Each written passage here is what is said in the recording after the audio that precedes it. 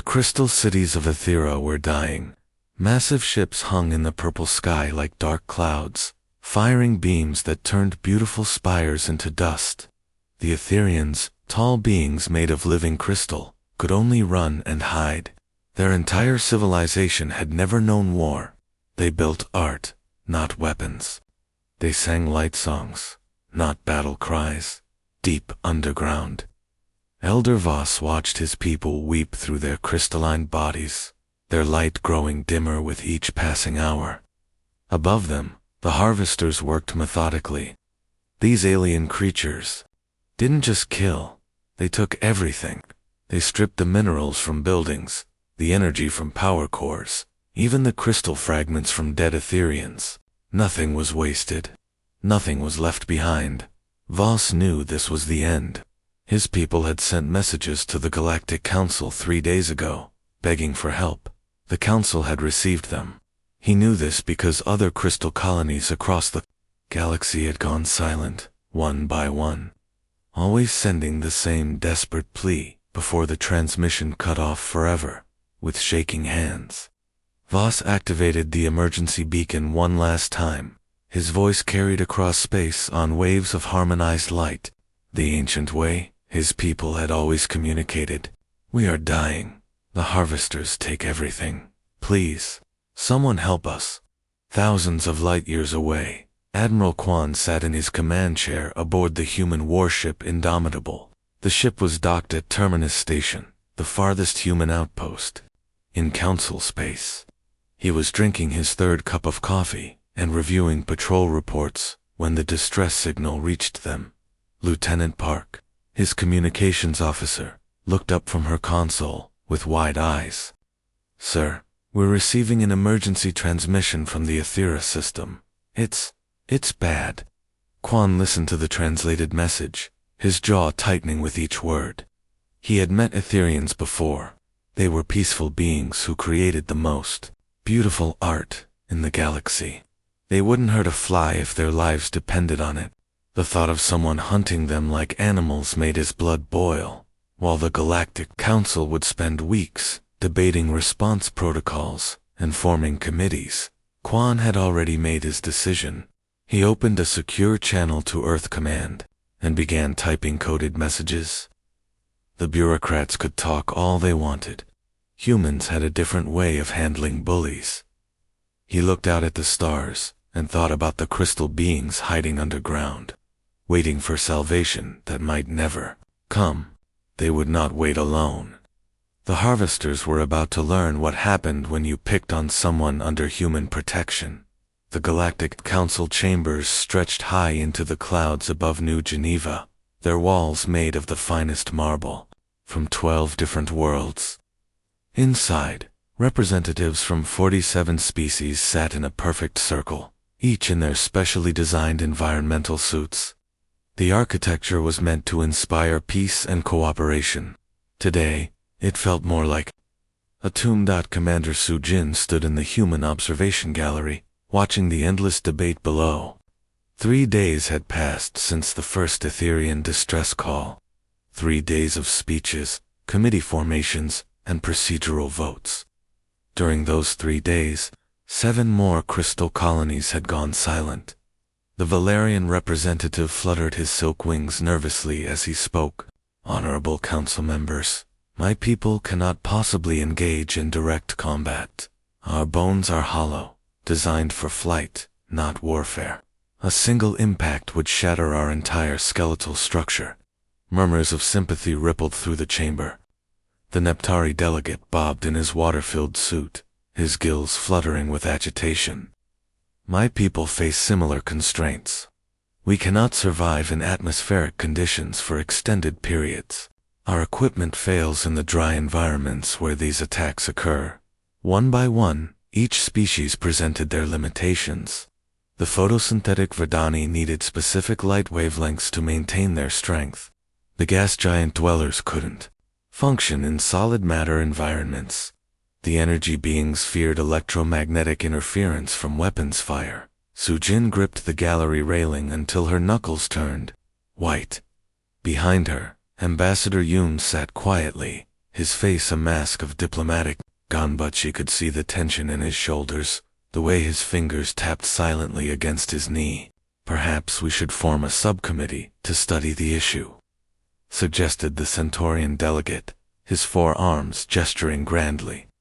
"We could allocate resources for a comprehensive analysis of harvester technology and develop appropriate countermeasures." "An excellent proposal," agreed the Andromedan representative. "I motion to establish a preliminary assessment period of no less than 2 standard months." Sujin closed her eyes and fought the urge to scream. 2 months. While they talked about forming committees to study the problem, entire civilizations were being wiped from existence. The tactical display beside her showed real-time updates from across the galaxy. Another colony just went dark, then another. She thought about Admiral Kwan, somewhere out there in the void, probably loading weapons and checking star charts while these politicians debated the color of their meeting room curtains. The difference between humans and the rest of the galaxy had never been more clear. When wolves attacked the flock, shepherds didn't call committee meetings. They grabbed their rifles and went hunting. The debate had been going in circles for hours when Ambassador Yoon finally stood up. The human section of the council chamber was small, tucked away in the corner like an afterthought. Most species barely noticed when the short, stocky man in the plain black suit rose to his feet. "The humans will respond," Yoon said simply, his voice cutting through the diplomatic chatter like a knife. The chamber fell silent. 47 pairs of alien eyes turned toward the human delegation. Some delegates leaned forward in curiosity. Others looked confused, as if they had forgotten humans were even present. The Valerian ambassador's wings twitched with what his translator interpreted as amusement. "Ambassador Yoon, while we appreciate your enthusiasm, surely you understand the tactical realities. Your primitive vessels would be vaporized before reaching the conflict zone. The harvesters possess technology far beyond your current capabilities." Other delegates nodded in agreement. The Andromedan representative gestured with all 4 arms. "The human fleet consists of what? 50 ships. The harvesters travel in swarms of thousands. Your weapons are kinetic-based, barely evolved beyond projectile technology. Your people have only been in space for 2 centuries, added the Centaurian delegate, his tone patronizing. "The harvesters have been conquering worlds since before your species discovered fire. This requires surgical precision, not brute force." Yoon listened to each criticism without changing expression. His face remained calm, almost bored. When the aliens finished their explanations of why humans couldn't possibly help, he simply nodded. "Perhaps you're right," he said quietly. "Our ships might be destroyed. Our weapons might be useless. Our tactics might be primitive." He paused and looked around the chamber, meeting each alien gaze steadily. "But we're going anyway." The silence stretched uncomfortably long. The Valerian ambassador's translator crackled with static, as if struggling to process the concept. "You would send your people to certain death for a species you barely know." "The Etherians called for help," Yoon replied. "Someone should answer." Behind him, Commander Sujin felt a surge of pride. This was why she served in the human fleet. Not for glory or conquest, but because when someone was in trouble, humans didn't calculate odds or form committees. They grabbed their gear and went to help. The alien delegates exchanged glances, their various forms of communication buzzing with confusion. They had spent 3 days explaining why action was impossible. The humans had just declared they would act regardless of impossibility. Yoon sat back down, already reaching for his communicator to contact Admiral Kwan. The talking was over. The void around Kepler Station buzzed with activity as ships began dropping out of hyperspace. Captain Jin's destroyer, Relentless, materialized. First, its hull scarred from years of asteroid belt patrols. The ship looked nothing like the sleek vessels other species favored, where alien ships curved and flowed like art pieces. Human warships were all angles and armor plating. Admiral Min's flagship Vengeance arrived next, twice the size of Jin's destroyer and bristling with weapon systems. The massive ship had earned its battle scars during the Titan Rebellion, where human colonists had fought each other in the rings of Saturn.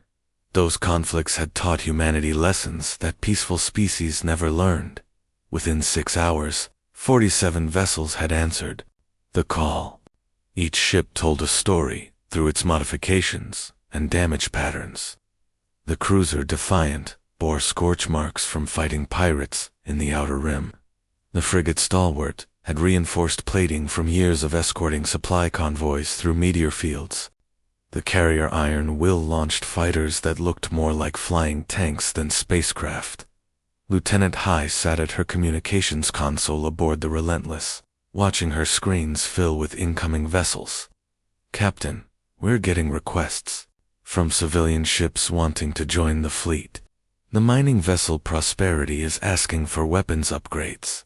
3 cargo haulers are requesting escort positions." Captain Jin studied the tactical display, watching more ships arrive. Even the civilian vessels looked military compared to alien standards. Human miners worked in environments that would kill most species, so their ships were built accordingly. "Tell them to stay home. We handle our own fights." "Ma'am, the Prosperity's captain says his crew includes former Marines. They want to help." Jin's jaw tightened. She understood the sentiment. When humans heard about bullies picking on peaceful species, their first instinct was to grab the nearest weapon and charge into battle. It's what made them human. It's also what got them killed. Negative. We're not babysitting civilians in a combat zone. The fleet continued to grow. Admiral Min's voice crackled over the fleet-wide channel. "All vessels, final equipment checks in progress. We jumped to a Thera system in 12 hours. Remember, we're not going there to die gloriously. We're going there to win." Jin looked out at the assembled fleet. 47 ships against an enemy that had conquered half the galaxy. Any sane species would call it suicide. But humans had never been accused of being sane. They were accused of being stubborn, reckless, and too stupid to know when they were beaten. Today, those would be their greatest strengths. Aboard the human vessels, preparation looked nothing like the elegant war councils of other species. There were no crystal chambers filled with soft music and environmental controls. Instead, Marines crowded into cargo bays that smelled of oil and metal, checking weapons that had been fired in anger countless times before. Marine Sergeant Tay knelt beside his equipment locker, methodically inspecting each piece of gear for the 100th time. His assault rifle was scarred from use, but perfectly maintained. His armor bore dents from previous battles, but every system functioned flawlessly. Around him, his squad performed the same ritual they had done before every combat drop since basic training. "Sergeant, why are we bringing breaching charges?" asked Private Lee, holding up a brick of explosive compound. "Intelligence says harvester ships use biomechanical hulls. Shouldn't we have some kind of specialized equipment?" Tay looked up from cleaning his sidearm. "Kid, when you don't know what you're walking into, you bring everything. Explosives work on biomechanical hulls, same as metal ones. Physics doesn't care about alien technology." The other species approached warfare like a chess game, with precise movements and calculated risks. They positioned their fleets at optimal distances, fired weapons from safe ranges, and retreated when conditions became unfavorable. Their soldiers, trained in controlled environments with predictable variables. Humans trained for chaos. They expected their communications to fail, their equipment to malfunction, and their carefully laid plans to fall apart within minutes of contact with the enemy. So they prepared for everything to go wrong and fought accordingly. "Remember," Tay told his squad as they finished their equipment checks. "These harvesters have been picking on species that surrender when their first ship gets damaged. They've never faced anyone who fights back when things get ugly. Today, we're going to introduce them to humans." Corporal Nam secured his helmet and grinned. "Think they'll learn fast?" "Doesn't matter. replied Tay. Dead enemies don't need to learn anything. In the ship's armory, Chief Petty Officer Kim supervised the loading of boarding pods. Unlike the sleek insertion vehicles other species used, human boarding pods looked like flying metal coffins designed to punch through enemy hulls and keep their occupants alive long enough to start shooting. Load them with extra ammunition, Kim ordered. If we're boarding harvester ships, we're not coming back until they're cleared, or we're dead. The human fleet moved through space like a pack of wolves, ready for violence. The Etherean world of Vos Prime hung in space like a dying jewel. Once, its crystal cities had sparkled across 3 continents, creating patterns of light visible from orbit. Now, only scattered fires marked where those cities used to stand. The planet's surface was scarred with massive mining operations, where harvester ships had literally eaten entire mountain ranges. The harvester fleet surrounded the world like a swarm of mechanical insects. Their ships were grotesque things, part machine and part living organism. They pulsed with bioluminescent veins and sprouted weapon pods like tumors. Some were the size of city blocks, others as large as space stations. They moved with organic fluidity, feeding on the planet below. For 3 weeks, they had worked without interruption. The few Etherean defense platforms had been destroyed in the first hour. The crystal beings could only hide and watch their world die. No help was coming. No help ever came. Then space tore open like a wound, and the human fleet dropped out of hyperspace.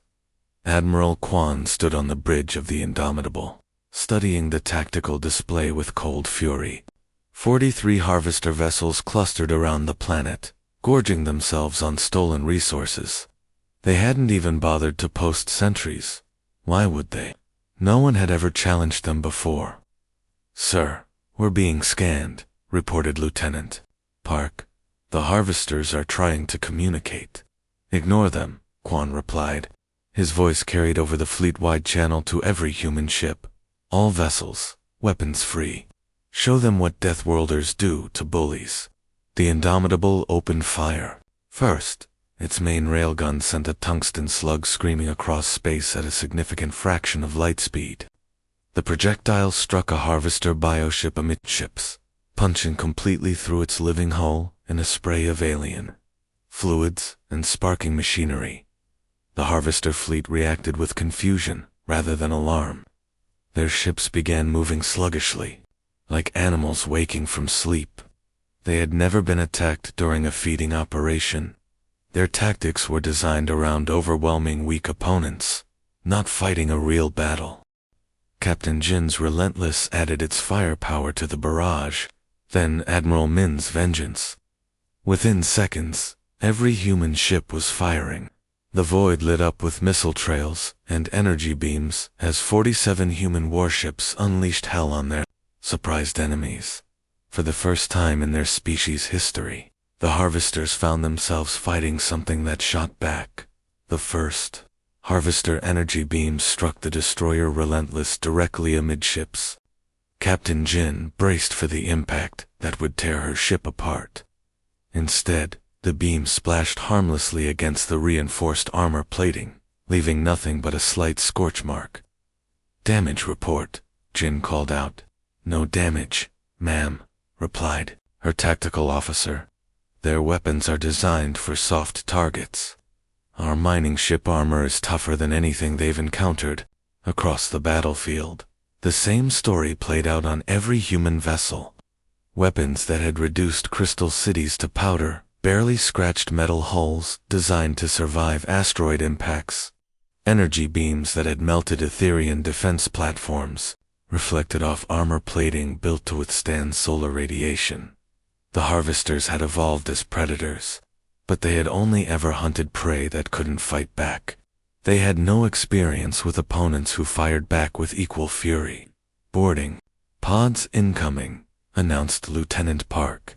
12 pods, targeting our hull." "Let them come," Jin replied grimly. "Alert the Marines." The harvester boarding pods were designed to spread terror. They looked like massive organic spiders, equipped with razor-sharp legs that could tear through most ship hulls. Their psychological impact had broken the will of countless species before the actual fighting began. They clamped onto the relentless with wet, sucking sounds.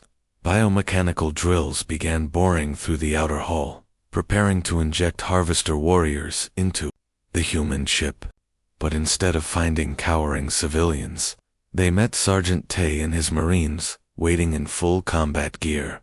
The first harvester through the breach was a nightmare of flesh and metal, standing 8 feet tall with multiple arms ending in blade-like appendages. It had never encountered resistance during a boarding operation. The burst of rifle fire that cut it down was its first and last surprise. Meanwhile, Commander Na led her own assault team through the corridors of a captured harvester vessel. The biomechanical ship pulsed around them like the inside of a living creature. Organic walls leaked strange fluids, and the air tasted of copper and decay. "Movement ahead," whispered Corporal Wu, raising his weapon. 3 harvester warriors rounded the corner, expecting to find terrorized prey. Instead, they found humans who had trained for close quarters combat in environments that would kill most species. The Marines methodically cleared each section, room by room, corridor by corridor, for millions of years. The harvesters had been the nightmare that other species feared in the dark. Today, they learned what it felt like to be the ones being hunted. The biomechanical communications network that connected harvester space had never carried a message like this before, across thousands of light years, through dozens of conquered systems. The same impossible report echoed. The feeding fleet at Voss Prime was gone. Not defeated, not damaged. Gone. For a species that had dominated the galaxy for millennia, the concept of total defeat was literally unthinkable. Harvester Hive means struggled to process the data. How could an entire fleet vanish while attacking defenseless prey? The crystal beings had no weapons. The humans were primitive newcomers with barely 50 ships. But the evidence was undeniable. 43 harvester vessels had been destroyed or captured. The survivors spoke of ships that wouldn't die, of warriors that fought in vacuum like it was their natural environment, of creatures that actually hunted them back instead of cowering in terror. Captain Wan received the reconnaissance orders 3 days after the main battle. His patrol group consisted of 4 frigates tasked with sweeping the nearby systems for harvester activity. What they found defied belief. "Sir, you need to see this," called Lieutenant Han from the sensor station. "The mining operation at Centauri 7 has been abandoned. No life signs, no active equipment. It looks like they just ... left." One studied the tactical display showing the massive harvester installation. For 2 years, they had been the asteroids in this system, slowly consuming every piece of valuable material. The operation represented billions of credits in infrastructure. "Any signs of battle damage?" "Negative, sir. Everything's intact." They just packed up and ran. The same pattern repeated across 3 star systems. Harvester outposts that had been active for decades were suddenly empty. Supply depots full of stolen resources sat unguarded. Mining platforms drifted silent in space. Their crews vanished without explanation. In some abandoned facilities, one's Marines found hastily scrawled messages in the harvester bioscript. The translations were rough, but the meaning was clear. "The Deathbringers come. Flee the metal ships. They do not fear us." For the first time in their species' memory, the harvesters were afraid. Their expansion had stopped cold as they pulled back from frontier systems, consolidating their forces around core worlds. They had built their entire civilization on the assumption that resistance was impossible. Now they faced an enemy that not only resisted, but actively sought them out for destruction. The predators had become prey, and they had no idea how to handle it. The Galactic Council chambers had never been so quiet. For 6 hours, representatives from 47 species sat in stunned silence as the battle reports from Voss Prime were read aloud. The impossible had happened. The Harvesters, terror of the galaxy for countless millennia, had been completely destroyed by the newest members of the Council. Ambassador Yoon stood in the same spot where he had been dismissed just weeks earlier. Now, every alien eye was fixed on him with a mixture of awe and fear. The Valerian who had mocked human primitive vessels couldn't meet his gaze. The Andromedan who had suggested forming committees was frantically taking notes on human military doctrine. The Council wishes to formally thank humanity for their decisive action, announced the Centaurian speaker, his forearms trembling slightly. We offer immediate access to our most advanced technologies, unlimited trade agreements, and full membership in the Security Command. Admiral Kwan entered the chamber wearing his dress uniform, still bearing scorch marks from the battle. He listened politely as species after species offered rewards, payments, and honors. When they finished, he stood quietly for a long moment. "We don't want payment," he said finally. "We want partnership. Next time someone cries for help, we all answer together." The chamber erupted in confused murmurs. The concept of refusing rewards was as alien to most species as the concept of fighting back had been to the Harvesters. Captain Jin, promoted to Admiral after her performance at Voss Prime, stepped forward. "The galaxy has spent too long talking, while people died. That ends now. When bullies attack the weak, we respond. All of us. Within a month, everything changed. Species that had hidden behind committees and protocols suddenly found themselves reorganizing their military forces. The peaceful Etherians, grateful beyond words, began developing new technologies specifically for human ships. Other species offered their unique capabilities in exchange for human protection. But the most important change was in the galaxy's predators. Pirates who had raided shipping lanes for generations suddenly found human patrol ships hunting them down. Who had operated with impunity discovered that humans took the crime personally. Criminal organizations that had bought their way out of consequences learned that human justice couldn't be purchased. The galaxy had learned that sometimes the most dangerous predators come from the most dangerous worlds.